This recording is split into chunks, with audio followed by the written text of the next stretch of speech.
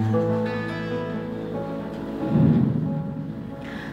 nossos olhos estão postos no Senhor, até que se compadeça de nós. Os nossos olhos estão postos no Senhor, até que se compadeça de nós.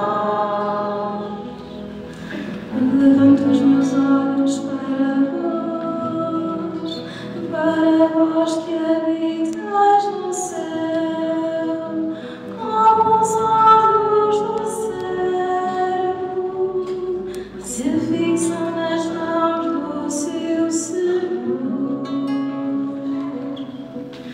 Os nossos olhos estão postos no Senhor, até que se compadeça de nós. Como os olhos da serva se fixam nas mãos da sua Senhora,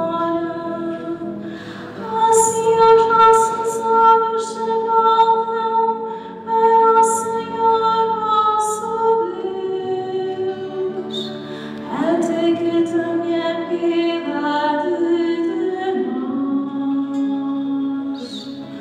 Os nossos olhos estão postos no Senhor, até que se compadeça de nós.